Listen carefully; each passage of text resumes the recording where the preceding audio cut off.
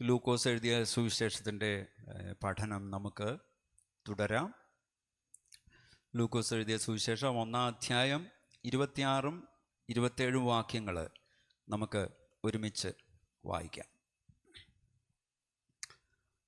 6-ാം മാസത്തിൽ ദൈവം ഗബ്രിയേൽ ദൂതനെ നസ്രത്ത് എന്ന ഗലീല പട്ടണത്തിൽ ദാവീദ് ഗൃഹത്തിലുള്ള യോസഫ് എന്നൊരു പുരുഷൻ വിവാഹ നിശ്ചയം ചെയ്തിരുന്ന കന്യകയുടെ അടുക്കൽ അയച്ചു.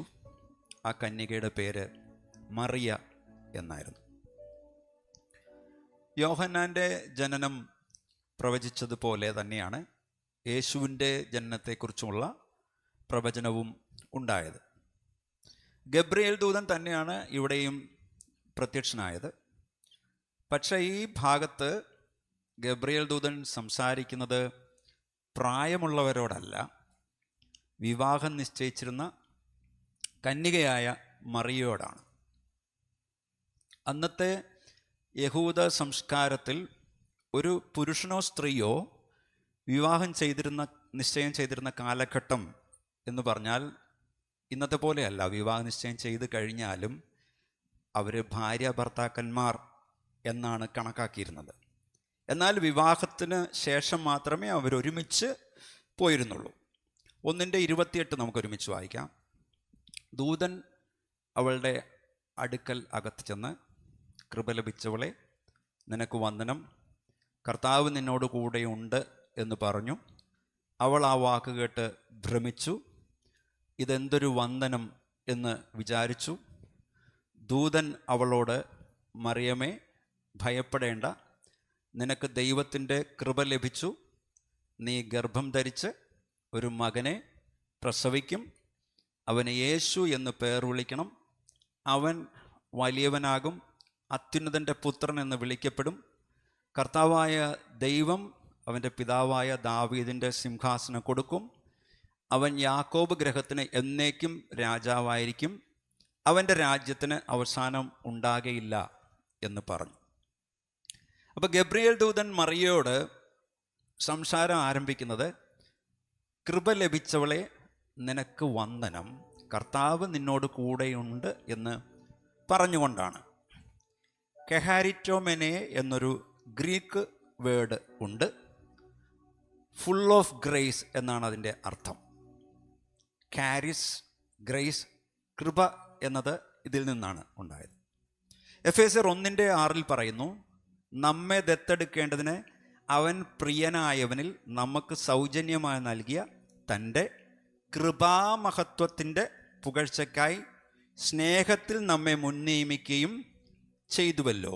ഇവിടെ ഹാരിറ്റോ എന്ന വാക്കാണ് ഉപയോഗിച്ചിരിക്കുന്നത്.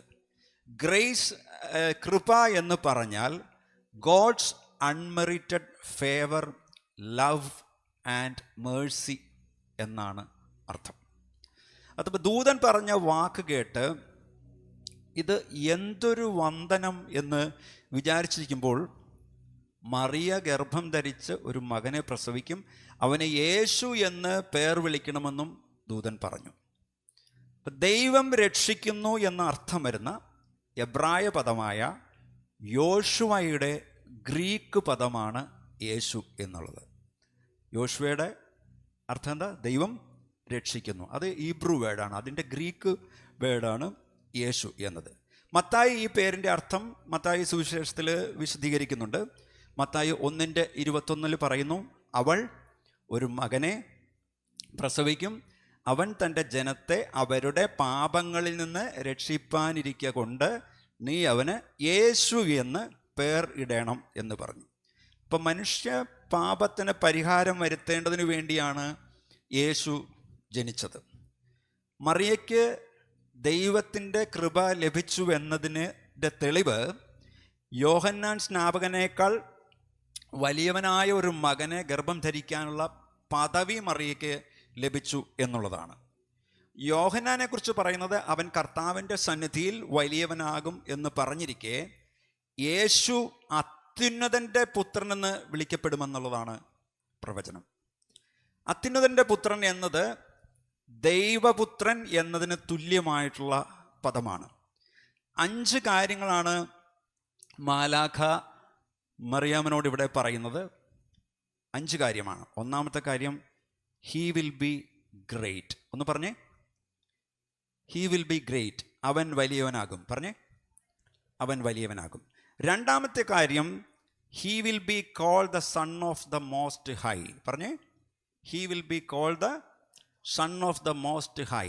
അത്യുന്നതൻ്റെ പുത്രൻ എന്ന് വിളിക്കപ്പെടും. അപ്പോൾ ഹീബ്രു വാക്കായ എലിയോൻ എന്നതിൻ്റെ സെപ്റ്റുവജൻ്റ് ട്രാൻസ്ലേഷനാണ് ഇത്. മോസ്റ്റ് ഹൈ എന്നാണ് അത്യുന്നതൻ എന്ന് പറയുന്നത്. എന്താണ് സെപ്റ്റുവജൻ്റ് എന്ന് പറഞ്ഞാൽ? പണ്ടിവിടെ പറഞ്ഞു തന്നിട്ടുണ്ട്. 72 യഹൂദ പണ്ഡിതന്മാരാൽ എഴുതപ്പെട്ടതാണ് ഈ ട്രാൻസ്ലേഷൻ. ഗ്രീക്ക് ഫറവോ ടോളമി സെക്കൻഡ് 3ാമത്തെ സെഞ്ചുറിയിലാണ് ഇവരെ, ഈ പണ്ഡിതന്മാരെ, ഈ ട്രാൻസ്ലേഷൻ എഴുതുവാനായിട്ട് അപ്പോയിൻ്റ് ചെയ്തത്.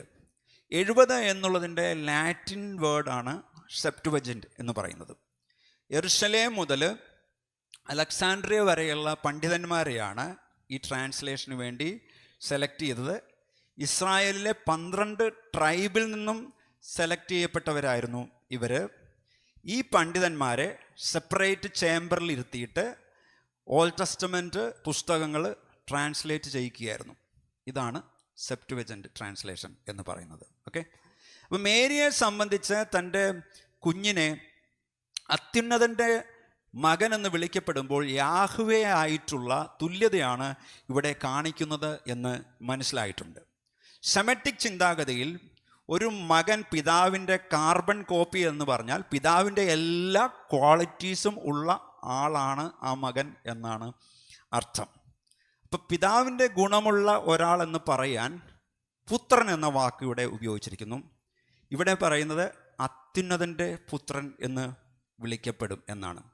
2 കാര്യങ്ങൾ ഇപ്പോൾ മാലാഖ മറിയാമിനോട് പറഞ്ഞു. എന്തൊക്കെയാണ്? അവൻ വലിയവനാകും. രണ്ടാമതെന്താ പറഞ്ഞേ? അത്യുന്നതൻ്റെ പുത്രൻ എന്ന് വിളിക്കപ്പെടും. 3ാമത് മാലാഖ മറിയാമിനോട് പറഞ്ഞത്, he will be given the thrown of his father David. എന്ന് പറഞ്ഞേ, he will be given the thrown of his father David. കർത്താവായ ദൈവം അവൻ്റെ പിതാവായ ദാവീദിൻ്റെ സിംഹാസനം അവന് കൊടുക്കും. ചർച്ച ഒരുമിച്ച് പറഞ്ഞേ, കർത്താവായ ദൈവം അവൻ്റെ പിതാവായ ദാവീദിൻ്റെ സിംഹാസനം അവന് കൊടുക്കും. 2 ശമൂവേൽ 7:16 പറയുന്നു, നിന്റെ ഗ്രഹവും നിന്റെ രാജത്വവും എൻ്റെ മുമ്പാകെ എന്നേക്കും സ്ഥിരമായിരിക്കും, നിന്റെ സിംഹാസനം എന്നേക്കും ഉറച്ചിരിക്കും. സങ്കീർത്തനം 89:3-4 പറയുന്നു, എൻ്റെ വൃതനോട് ഞാൻ ഒരു നിയമവും എൻ്റെ ദാസനായ ദാവീദിനോട് സത്യവും ചെയ്തിരിക്കുന്നു, നിന്റെ സന്തതിയെ ഞാൻ എന്നേക്കും സ്ഥിരപ്പെടുത്തും, നിന്റെ സിംഹാസനത്തെ തലമുറ തലമുറയോളം ഉറപ്പിക്കും. സങ്കീർത്തനം 89:28-29 പറയുന്നു, ഞാൻ അവന് എൻ്റെ ദയയെ എന്നേക്കും കാണിക്കും, എൻ്റെ നിയമം അവന് സ്ഥിരമായി നിൽക്കും, ഞാൻ അവൻ്റെ സന്തതിയെ ശാശ്വതമായും അവൻ്റെ സിംഹാസനത്തെ ആകാശമുള്ള കാലത്തോളവും നിലനിർത്തും. അപ്പോൾ ദാവീദിൻ്റെ സിംഹാസനത്തിന് യേശു അവകാശിയാകുമെന്നും അവൻ്റെ രാജ്യത്തിന് അവസാനമുണ്ടാവുകയില്ല എന്നുമുള്ള പ്രസ്താവനകളിലൂടെ നൂറ്റാണ്ടുകളായി ഇസ്രായേൽ പ്രതീക്ഷയോടെ കാത്തിരിക്കുന്ന മിശിഹയാണ് മറിയാമിൽ ഉരുവാകാൻ പോകുന്ന പൈതൽ എന്ന ആശയമാണ് ഇവിടെ നൽകപ്പെടുന്നത്. മാലാഖ മറിയാമിനോട് 3 കാര്യങ്ങൾ ഇപ്പോൾ പറഞ്ഞു. എന്തൊക്കെയാണ്? 1, അവൻ വലിയവനാകും. 2, അത്യുന്നതൻ്റെ പുത്രനെന്ന് വിളിക്കപ്പെടും. 3, കർത്താവായ ദൈവം അവൻ്റെ പിതാവായ ദാവീദിൻ്റെ സിംഹാസനം അവന് കൊടുക്കും. 4ാമത് മാലാഖ മറിയാമിനോട് പറഞ്ഞത്, he will rain over the house of Jacob for ever.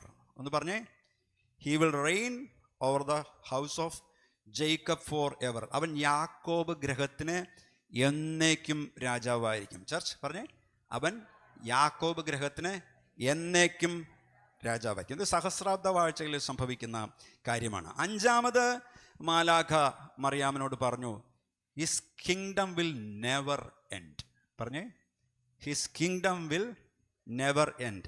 അവൻ്റെ രാജ്യത്തിന് അവസാനം ഉണ്ടാകുകയില്ല എന്ന് പറഞ്ഞു. അവൻ്റെ രാജ്യത്തിന് അവസാനം ഉണ്ടാവുകയില്ല എന്ന് പറഞ്ഞു. ഈ പ്രവചനം ദാവീദിനോട് യഹോവ പറഞ്ഞിട്ടുള്ള കാര്യങ്ങളെ മറിയയെ ഓർമ്മിപ്പിച്ചിരിക്കണം. മാത്രമല്ല, ആലയം പണിയാൻ പോകുന്ന തൻ്റെ പുത്രനായ ശലോമോനെക്കുറിച്ചും, മാത്രമല്ല എന്നേക്കും ഭരിക്കുവാൻ പോകുന്ന ഭാവി പുത്രനെക്കുറിച്ചാണെന്ന് ദാവീദും മനസ്സിലാക്കിയിട്ടുണ്ട്. 2 ശമൂവേൽ 7:19 കർത്താവായ യഹോവേ, ഇതും പോരാ എന്ന് നിനക്ക് തോന്നിയിട്ട് വരുവാനുള്ള ദീർഘകാലത്തേക്ക് അടിയൻ്റെ ഗ്രഹത്തെക്കുറിച്ചും നീ അരുളി ചെയ്തിരിക്കുന്നു. ഇതിൽ നിന്ന് മറിയ മനസ്സിലാക്കുകയാണ് വാഗ്ദത്ത മിശിഹായെക്കുറിച്ചാണ് മാലാഖ സംസാരിക്കുന്നത് എന്ന്. ഇനി ലൂക്കോസ് 1:34 മുതൽ 38 വരെ നമുക്ക് ഒരുമിച്ച് വായിക്കാം. മറിയ ദൂതനോട്, ഞാൻ പുരുഷനെ അറിയായികയാൽ ഇതെങ്ങനെ സംഭവിക്കും എന്ന് പറഞ്ഞു. അതിന് ദൂതൻ, പരിശുദ്ധാത്മാവ് നിന്റെ മേൽ വരും, അത്യുന്നതൻ്റെ ശക്തി നിന്റെ മേൽ നിഴലിടും, ആകയാൽ ഉത്ഭവിക്കുന്ന വിശുദ്ധ പ്രജ ദൈവപുത്രനെന്ന് വിളിക്കപ്പെടും. ചർച്ച ഒരുമിച്ച് വായിക്കാവോ? ഒരുമിച്ച് കുറച്ചും കൂടി ശബ്ദത്തിൽ വായിക്കാവോ? നിന്റെ ചാർച്ചക്കാരത്തിൽ എലിശബത്തും വാർദ്ധക്യത്തിൽ ഒരു മകനെ ഗർഭം ധരിച്ചിരിക്കുന്നു. മച്ചി എന്ന് പറഞ്ഞു വന്നവൾക്ക് ഇത് 6-ാം മാസം. ദൈവത്തിന് ഒരു കാര്യവും അസാധ്യമല്ലല്ലോ എന്ന് ഉത്തരം പറഞ്ഞു. അതിന് മറിയ, ഇതാ ഞാൻ കർത്താവിൻ്റെ ദാസി, നിന്റെ വാക്കുപോലെ എനിക്ക് ഭവിക്കട്ടെ എന്ന് പറഞ്ഞു. ദൂതൻ അവളെ വിട്ടുപോയി. ഇവിടെ മറിയ ദൂതനോട് ചോദിക്കുന്നത്, ഞാൻ പുരുഷനെ അറിയായികയാൽ, അതായത് ഞാൻ ഒരു കന്യകയായതിനാൽ ഇതെങ്ങനെ സംഭവിക്കും എന്നാണ്. ഒരു പുരുഷനും സ്ത്രീയും തമ്മിൽ യോജിക്കുന്നതിൻ്റെ അടിസ്ഥാനത്തിലാണ് ഒരു കുഞ്ഞ് ജനിക്കുന്നത്. ലോകത്തിൽ ഇതുവരെ സംഭവിച്ചിട്ടുള്ളതെല്ലാം അങ്ങനെ തന്നെയാണ്. എന്നാൽ യേശുവിൻ്റെ കാര്യത്തിൽ അങ്ങനെയല്ല നടന്നത്. അപ്പനെന്ന് പറയാവുന്ന പിതാവ് തനിക്ക് ഇല്ലായിരുന്നു. കന്യകാ ഗർഭധാരണവും ക്രിസ്തുവിൻ്റെ ജനനവും ലോക ചരിത്രത്തിൽ പൂർണ്ണമായും അതുല്യമാണ്. കന്യകാ ഗർഭധാരണവും ക്രിസ്തുവിൻ്റെ ജനനവും ലോക ചരിത്രത്തിൽ പൂർണ്ണമായും അതുല്യമായിട്ടുള്ളതാണ്. കന്യകാ ജനനത്തെക്കുറിച്ചുള്ള പ്രധാന സാക്ഷ്യം ലൂക്കോസ് എഴുതിയ സുവിശേഷത്തിലും മത്തായി സുവിശേഷത്തിലും നമുക്ക് കാണുവാനായിട്ട് സാധിക്കും. എന്നാൽ ഈ സുവിശേഷങ്ങളിൽ എഴുതപ്പെടുന്നതിന് മുമ്പ്, 100 കണക്കിന് വർഷങ്ങൾക്ക് മുമ്പ്, മിശിഹായുടെ അസാധാരണമായ ഗർഭധാരണത്തെക്കുറിച്ച് പഴയ നിയമത്തിൽ പ്രവചിച്ചിരുന്നു. പഴയ നിയമത്തിൽ ഉൽപ്പത്തി പുസ്തകം 3-ാം അധ്യായം 15-ാം വാക്യത്തിലും യെശയ്യാ പ്രവാചകന്റെ പുസ്തകം 7-ാം അധ്യായം 14-ലും കന്യകാ ഗർഭധാരണത്തെക്കുറിച്ച് സൂചനയുണ്ട്. ഉൽപ്പത്തി 3:15 പറയുന്നു, ഞാൻ നിനക്കും സ്ത്രീക്കും നിന്റെ സന്തതിക്കും അവളുടെ സന്തതിക്കും തമ്മിൽ ശത്രുത്വമുണ്ടാക്കും, അവൻ നിന്റെ തല തകർക്കും, നീ അവൻ്റെ കുതികാൽ തകർക്കും. അപ്പോൾ ഇവിടെ ദൈവം പാമ്പിൻ്റെ തല സ്ത്രീയുടെ സന്തതി തകർക്കുമെന്ന് വാഗ്ദത്തം ചെയ്യുന്നുണ്ട്. പഴയ നിയമ പണ്ഡിതനായ ക്ലോസ് വെസ്റ്റർമാൻ പ്രസ്താവിക്കുന്നു, ഐറനേസിൻ്റെ കാലം മുതൽ ഈ വായനാഭാഗം, ഏത് വായനാഭാഗം? ഈ ഉൽപ്പത്തി 3:15, ഞാൻ നിനക്കും സ്ത്രീക്കും നിന്റെ സന്തതിക്കും അവളുടെ സന്തതിക്കും തമ്മിൽ ശത്രുത്വമുണ്ടാക്കും, അവൻ നിന്റെ തല തകർക്കും, നീ അവൻ്റെ കുതികാൽ തകർക്കും എന്നുള്ള ഈ വേദഭാഗം, ഈ വായനാഭാഗം ക്രിസ്തുവിനെയും മറിയയും കുറിച്ചാണ് പറയുന്നത് എന്ന് ഐറേനിയസിൻ്റെ കാലം മുതൽ ക്രിസ്തീയ പാരമ്പര്യമുണ്ട്. ആരാണ് ഐറേനിയസ്? റോമൻ സാമ്രാജ്യത്തിൻ്റെ ഭാഗമായിരുന്ന ഗാളിലെ ലുഗ്ദാനുമിലെ, അതായത് ആധുനിക ഫ്രാൻസിലെ ലിയോണിലെ മെത്രാനായിരുന്നു ഐറേനിയസ്. അദ്ദേഹം ആദ്യകാല സഭാപിതാവായിരുന്നു, വിശ്വാസത്തിൻ്റെ ഒരു പരിരക്ഷകനായിരുന്നു. അദ്ദേഹത്തിൻ്റെ എഴുത്തുകളാണ് ക്രിസ്തുമത ദൈവശാസ്ത്രത്തിൻ്റെ ആദ്യകാലത്തെ ഡെവലപ്മെൻറ്റിന് കാരണമായി തീർന്നത്. അപ്പസ്തോലനായ യോഹന്നാൻ്റെ ശിഷ്യനായിരുന്ന പോളികാർപ്പിൻ്റെ ശിഷ്യനായിരുന്നു ഐറേനിയസ്. മടങ്ങി വരാം. സർപ്പത്തിൻ്റെ തല തകർത്ത സ്ത്രീയുടെ സന്തതി എന്നത് ഒരു വ്യക്തിയായ സന്തതിയാണ്. സർപ്പത്തിൻ്റെ സന്തതിയും ഒരു വ്യക്തിയാണ്. പിശാച് സാത്താൻ, അവൻ സ്ത്രീയുടെ സന്തതിയുമായി ഒരു മാരകമായ പോരാട്ടത്തിലാണ്. ഒടുവിൽ സാത്താനെ നശിപ്പിക്കും. ഈ വ്യാഖ്യാനം, ഈ ഇൻ്റർപ്രട്ടേഷൻ ഐറനിയസിൽ തുടങ്ങി കത്തോലിക്ക ഇവാഞ്ചലിക്കൽ പാരമ്പര്യങ്ങളിലെ ഇൻ്റർപ്രട്ടേഷനിൽ, വ്യാഖ്യാന ചരിത്രത്തിലെല്ലാം ഈ വ്യാഖ്യാനം തന്നെ ഇടം പിടിച്ചിട്ടുണ്ട്. അടുത്തത് യെശയ്യാവ് 7:14 കുറെ കൂടെ വ്യക്തമായിട്ടുള്ള പ്രവചനം നമുക്ക് ലഭിക്കുന്നു. അതുകൊണ്ട് കർത്താവ് തന്നെ നിങ്ങൾക്ക് ഒരു അടയാളം തരും. കന്യക ഗർഭിണിയായി ഒരു മകനെ പ്രസവിക്കും, അവന് ഇമ്മാനുവേൽ എന്ന് പേർ വിളിക്കും. ഈ ഭാഗത്തിൻ്റെ വ്യാഖ്യാനം മനസ്സിലാക്കുന്നതിന് നമ്മൾ 2 ചോദ്യങ്ങൾ ചോദിക്കണം. ഒന്ന്, കന്യക എന്ന് പരിഭാഷപ്പെടുത്തിയ എബ്രായ വാക്ക് അൽമ, അൽമായുടെ അർത്ഥം എന്താണ്? ഒന്നാമത്തെ ചോദ്യം, കന്യക എന്ന് പരിഭാഷപ്പെടുത്തിയിരിക്കുന്ന അൽമ എന്ന എബ്രായ വാക്കിൻ്റെ അർത്ഥം എന്താണ്? രണ്ടാമത്തെ ചോദ്യം, ആരെക്കുറിച്ചാണ് കന്യക എന്നതുകൊണ്ട് ഉദ്ദേശിക്കുന്നത്? അപ്പോൾ ഒന്നാമത്തെ ചോദ്യം, എന്താണ് ഈ അൽമ എന്ന എബ്രായ പദത്തിൻ്റെ അർത്ഥം? ഒരു വാക്കിൻ്റെ അർത്ഥം അതിൻ്റെ കോണ്ടെക്സ്റ്റ് അനുസരിച്ചാണ്, അതിൻ്റെ സന്ദർഭം അനുസരിച്ചാണ് ഒരു വാക്കിൻ്റെ അർത്ഥം നമ്മൾ തീരുമാനിക്കുന്നത്. ഉദാഹരണമായിട്ട്, പടി കയറി മുറ്റത്തെത്തി എന്ന വാചകത്തിലും പടി കൊടുക്കാതെ ഒരു കാര്യവും സാധിക്കുകയില്ല എന്ന വാചകത്തിലും കോമൺ ആയിട്ട് ഉപയോഗിച്ച വാക്ക് ഏതാ? പടിയാണ്, അല്ലേ? പടി എന്നുള്ള വാക്കാണ്. അപ്പം ആദ്യത്തേലെ പടി എന്താ വരുന്നത്? പടി കയറി മുറ്റത്തെത്തി എന്ന് പറഞ്ഞാൽ അതിൻ്റെ അർത്ഥം എന്താ? ഒരു വീടിൻ്റെ മുറ്റത്തെത്തുവാനായിട്ട് സ്റ്റെപ്പുകൾ നമ്മൾ കയറി എന്നുള്ളതാണ്. രണ്ടാമത്തേൽ എന്താ പറയുന്നത്? പടി കൊടുക്കാതെ ഒരു കാര്യവും സാധിക്കില്ലെന്ന് പറഞ്ഞാൽ കൈക്കൂലി കൊടുക്കാതെ ഒരു കാര്യവും സാധിക്കില്ല. അപ്പോൾ ആ സന്ദർഭം അനുസരിച്ചാണ് ഒരു വാക്കിൻ്റെ അർത്ഥം എന്താണെന്നുള്ളത് നമ്മൾ വിലയിരുത്തേണ്ടത്. അതുപോലെ ഒരു സന്ദർഭത്തിൽ അൽമ എന്ന് ഉപയോഗിച്ചിരിക്കുന്നത് ആ സന്ദർഭത്തിൽ എന്തർത്ഥത്തിലാണ് അൽമ എന്നുള്ള പദം ഉപയോഗിച്ചിരിക്കുന്നത് എന്നുള്ളത് നമ്മൾ പരിശോധിക്കണം. പഴയ നിയമത്തിൽ അൽമ എന്ന പദം യൗവനക്കാരത്തി എന്ന അർത്ഥത്തിൽ 7 പ്രാവശ്യം ഉപയോഗിച്ചിട്ടുണ്ട്. 7 പ്രാവശ്യം ഉപയോഗിച്ചിട്ടുണ്ട്. എവിടെയൊക്കെയാ? ഉൽപ്പത്തി 24:43, പുറപ്പാട് 2:8, സങ്കീർത്തനം 68:25, സദൃശവാക്യം 30:19, ഉത്തമഗീതം 1:3, ഉത്തമഗീതം 6:8, യെശയ്യാ 7:14. ഇവിടങ്ങളിലൊക്കെ അൽമ എന്നുള്ള പദം ഉപയോഗിച്ചിട്ടുണ്ട്. എഡ്വേർഡ് ഹിൻസൺ പറയുന്നു, അൽമ എന്ന പദം കന്യകയ്ക്കുള്ള സാധാരണ പദം അല്ലെങ്കിലും അതിൻ്റെ ഉപയോഗം കാണിക്കുന്നത് കന്യകയെയാണ്. മാത്രമല്ല, വേദപുസ്തക ഉപയോഗം അൽമ ഒരിക്കലും വിവാഹിതയായ ഒരു സ്ത്രീയെക്കുറിച്ചല്ല, എപ്പോഴും അവിവാഹിതയെക്കുറിച്ചാണ് പറയുന്നത്. ഈ വാക്ക് ഉപയോഗിച്ചിരിക്കുന്ന വാക്യങ്ങളിൽ നിന്ന് ഇത് വ്യക്തമാണ്. ഞാൻ ആ വായിച്ച വാക്യങ്ങളിൽ ഉൽപ്പത്തി 24:43 കോണ്ടെക്സ്റ്റ് എന്താണെന്ന് വെച്ചാൽ, എലയാസർ നാഹോറിൻ്റെ പട്ടണത്തിലെത്തി ദൈവത്തോട് പ്രാർത്ഥിക്കുന്നു. അബ്രഹാമിൻ്റെ മകന് തക്ക തുണയെ കണ്ടുപിടിക്കുവാനുള്ളതാണ് വിഷയം. അവിടെ 16-ാം വാക്യത്തിൽ വേദപുസ്തകത്തിൽ ബാലിക അതിസുന്ദരിയും പുരുഷൻ തൊടാത്ത കന്യകയുമായിരുന്നു എന്ന് പറയുന്നു. ഇവിടെ ബെറ്റുല എന്ന പദമാണ് കന്യകയ്ക്ക് ഉപയോഗിച്ചിരിക്കുന്നത്. പിന്നീട് 24:43 വാക്യത്തിൽ വെള്ളം കോരാൻ ഒരു കന്യക വരികയും എന്ന് പറഞ്ഞ് വാക്യം കിടപ്പുണ്ട്. അവിടെ ഉപയോഗിച്ചിരിക്കുന്ന പദം കന്യക എന്നതിന് അൽമ എന്ന് പറയുന്ന ഈ വാക്കാണ് ഉപയോഗിച്ചിരിക്കുന്നത്. പുറപ്പാടിൻ്റെ 2:8 ഈ ഭാഗത്തെക്കുറിച്ച് റിച്ചാർഡ് നീസൺ പറയുന്നു.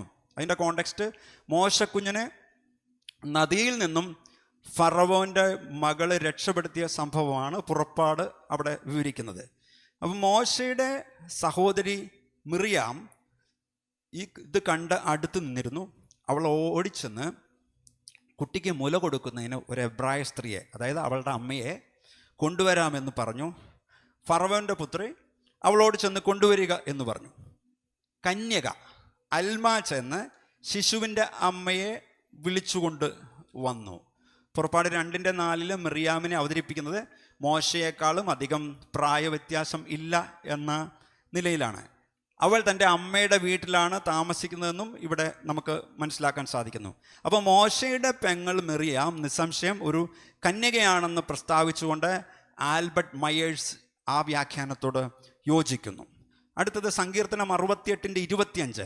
ഈ ഭാഗത്ത് തപ്പുകൊട്ടുന്ന കന്യകമാർ, തപ്പുകൊട്ടുന്ന അൽമ ആലയത്തിലേക്ക് ദൈവിക രാജാവിനോട് കൂടെ പോകുന്ന ഘോഷയാത്രയുടെ ഭാഗമാണ്. ഇതിനെക്കുറിച്ച് നീസൻ പറയുന്നത് കന്യകമാർ തീർച്ചയായും വേശ്യമാരല്ല, അവിശുദ്ധ സ്ത്രീകളുമല്ല, അവർ ദൈവത്തിൻ്റെ വിശുദ്ധ ശുശ്രൂഷകരാണ്, അതിനാൽ അവർ കന്യകമാരായിരിക്കും.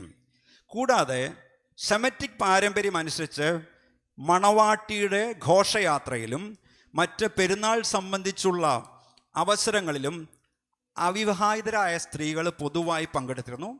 അതുകൊണ്ട് ആചാരമര്യാദ അനുസരിച്ച് ഈ ചെറുപ്പക്കാരി സ്ത്രീകൾ കന്യകമാരായിരുന്നു എന്ന നിഗമനത്തിൽ എത്തിച്ചേരുന്നു.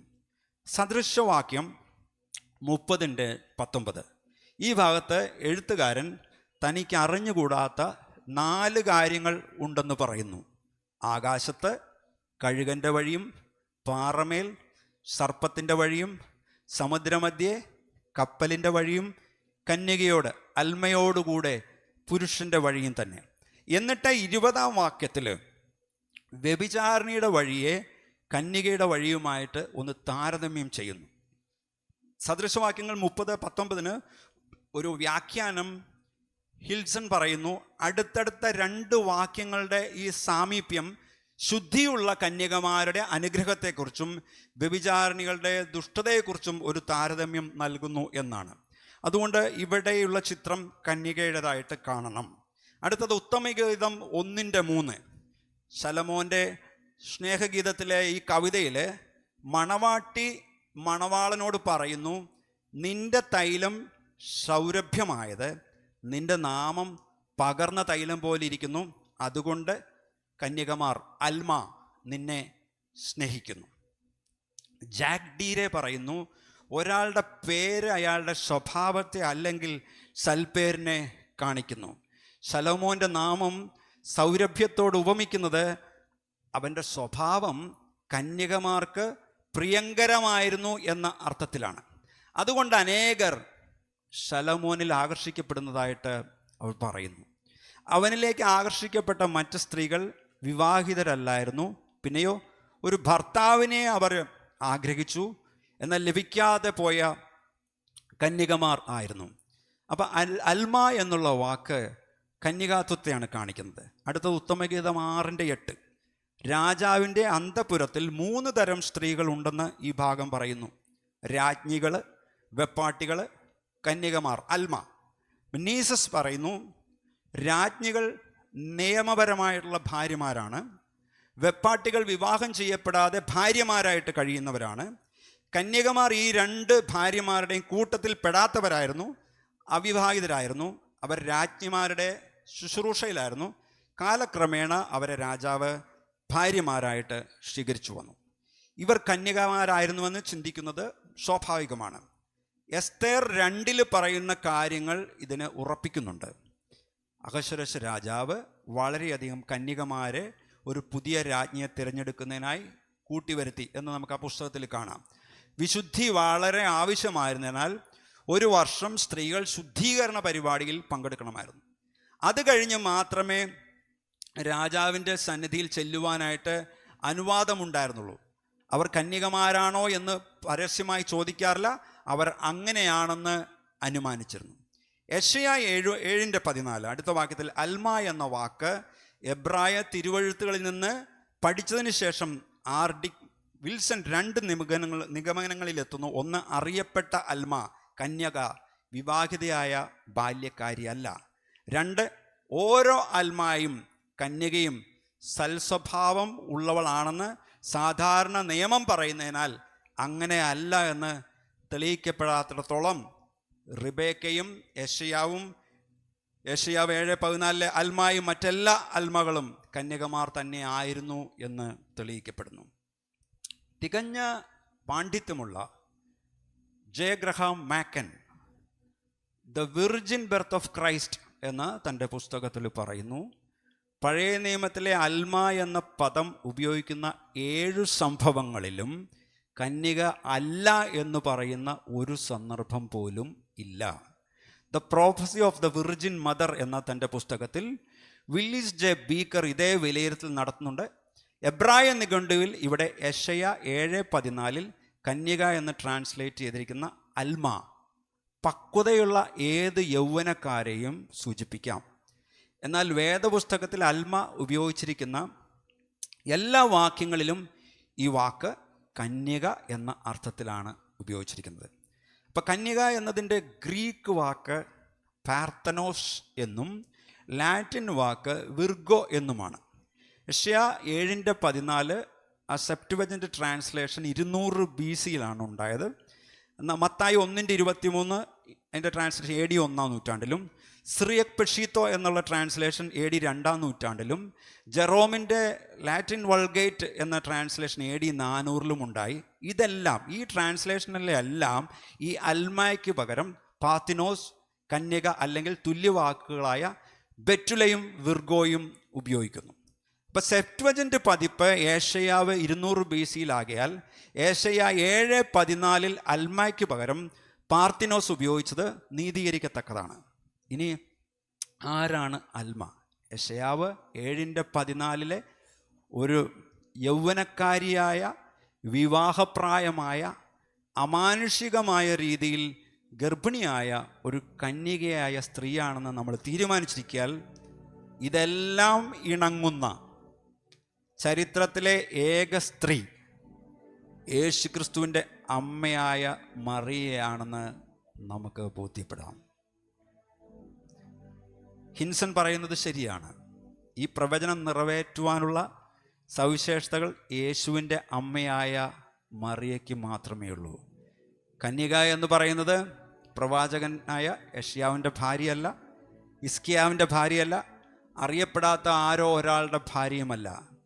ചരിത്രം അല്ലെങ്കിൽ തിരുവചനം രേഖപ്പെടുത്തിയതിൽ വെച്ച് ഒരേ ഒരാളാണ്, ഒരേ ഒരു കന്യക, അത് മറിയയാണ്. ആ മറിയ ദൂതനോട് ചോദിക്കുകയാണ്, how will this be since I am a virgin? ഇതെങ്ങനെ സംഭവിക്കും, ഞാൻ കന്യകയല്ലേ? ദൂതൻ പറഞ്ഞ കാര്യത്തെ സംശയിക്കുകയോ ദൂതനുമായിട്ട് ആ വിഷയത്തിൽ മറിയ കലഹിക്കുകയോ ഒന്നും ചെയ്യുന്നില്ല.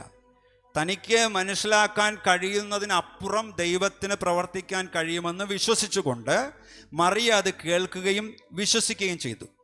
കന്യകയായ താൻ എങ്ങനെ ഗർഭം ധരിക്കും എന്ന് മാത്രമായിരുന്നു ചോദ്യം. യോഹന്നാൻ സ്നാപകന്റെ ജനനം അത്ഭുതകരമായത് പുത്രോൽപാദനത്തിനുള്ള പ്രായം കഴിഞ്ഞുപോയ ദമ്പതികൾക്കാണ് മകൻ പിറന്നത് എന്നുള്ളതായിരുന്നെങ്കിൽ, യേശുവിൻ്റെ ജനനം അതിലും അപ്പുറം അത്ഭുതകരമായി തീർന്നത് സ്ത്രീ പുരുഷ ബന്ധമില്ലാതെ പരിശുദ്ധാത്മാവ് മറിയയുടെ മേൽ നിഴലിട്ടതിനാലാണ്. ആ അത്ഭുത ശക്തിയാൽ അത് സംഭവിച്ചു എന്നുള്ളതിനാലാണ്.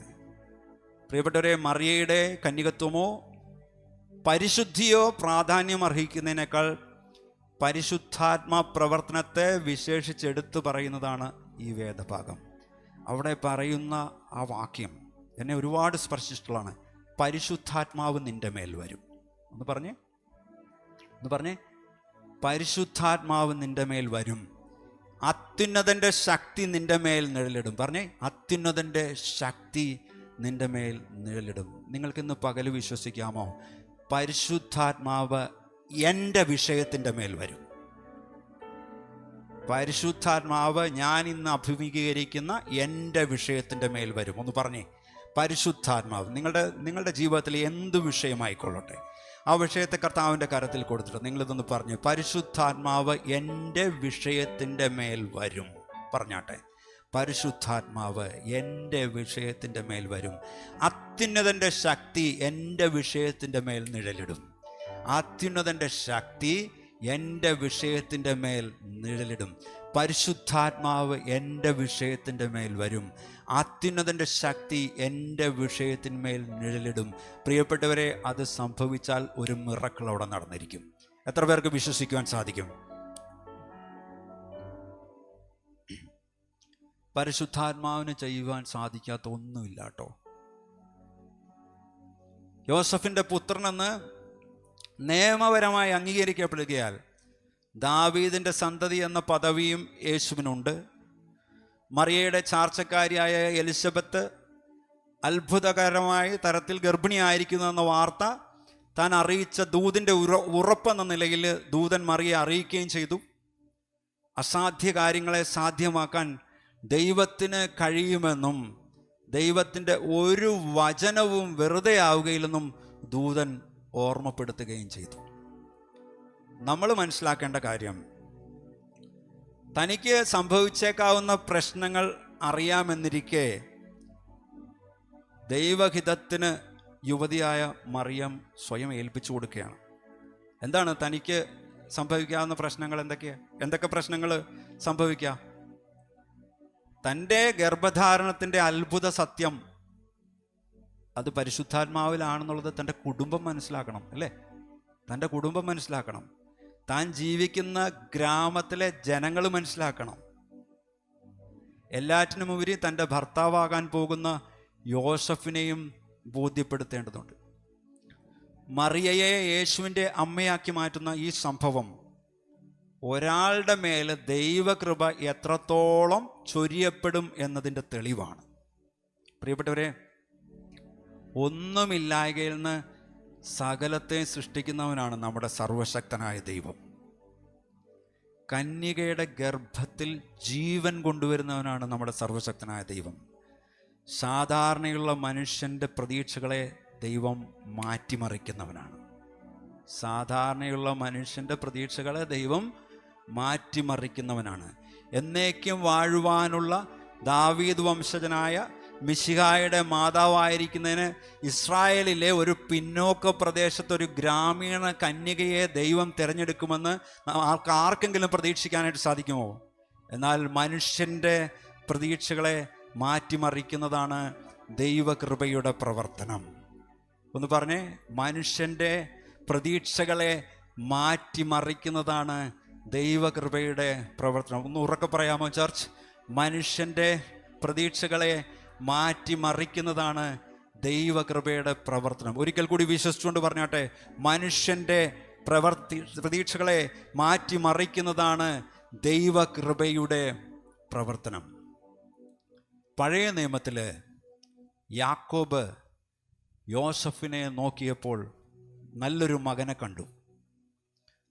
10 സഹോദരങ്ങൾ യോസഫിനെ നോക്കിയപ്പോൾ പ്രയോജനമില്ലാത്ത ഒരു സ്വപ്നക്കാരനെ കണ്ടു. വഴിയാത്രക്കാർ ജോസഫിനെ നോക്കിയപ്പോൾ ഒരു അടിമയെ കണ്ടു. പൊത്തിഫർ ജോസഫിനെ നോക്കിയപ്പോൾ നല്ലൊരു വേലക്കാരനെ കണ്ടു. പൊത്തിഫറിൻ്റെ ഭാര്യ യോസഫിനെ നോക്കിയപ്പോൾ തനിക്ക് ഉപയോഗിക്കാൻ പറ്റുന്ന ഒരു ബോയ് ഫ്രണ്ടായിട്ട് കണ്ടു. ജയിൽ ഉദ്യോഗസ്ഥർ യോസഫിനെ നോക്കിയപ്പോൾ ഒരു തടവുകാരനായിട്ട് കണ്ടു. അവരെല്ലാം യോസഫിനെ എത്രയോ തെറ്റായി വ്യത്യസ്തമായിട്ടാണ് കണ്ടത്. എന്നാൽ ദൈവം യോസഫിനെ നോക്കിയപ്പോൾ ഈജിപ്തിൻ്റെ പ്രധാനമന്ത്രിയായിട്ട് കണ്ടു. മനുഷ്യൻ്റെ പ്രതീക്ഷകളെ മാറ്റിമറിക്കുന്നതാണ് ദൈവകൃപയുടെ പ്രവർത്തനം. നിങ്ങളെ കാണുന്നവർ നിങ്ങളെ എങ്ങനെ കാണുന്നു, നിങ്ങളെക്കുറിച്ച് എന്തു പറയുന്നു എന്നതിൻ്റെ അടിസ്ഥാനത്തിൽ നിങ്ങൾ ആരും നിരാശരാകരുത്. എന്നാൽ ദൈവം നിങ്ങളെ എങ്ങനെ കാണുന്നു എന്ന് ചിന്തിച്ച് നിങ്ങൾ സന്തോഷമുള്ളവരായിട്ട് തീരുക. നിങ്ങളുടെ അടുത്തുള്ള വ്യക്തിയെ നിങ്ങൾ അണ്ടർ എസ്റ്റിമേറ്റ് ചെയ്യരുത്, എഴുതി തള്ളരുത്. നിങ്ങൾക്ക് ഒരിക്കലും അറിയില്ല ദൈവം ആ വ്യക്തിയെ എങ്ങനെയാണ് ഉപയോഗിക്കാനായിട്ട് പോകുന്നതെന്ന്. ഓർക്കുക, ദാവീദ് ഒരു ഇടയ ചെറുക്കനായിരുന്ന സമയത്താണ് രാജാവാകാനുള്ള അഭിഷേകം ലഭിച്ചത്. എസ്തർ സാധാരണ അനാഥയായ പെൺകുട്ടിയായിരുന്നു. എന്നാൽ എസ്തർ രാജ്ഞിയായി തിരഞ്ഞെടുക്കപ്പെട്ടു. പ്രിയപ്പെട്ടവരെ, മനുഷ്യൻ്റെ പ്രതീക്ഷകളെ മാറ്റിമറിക്കുന്നതാണ് ദൈവകൃപയുടെ പ്രവർത്തനം. God bless you.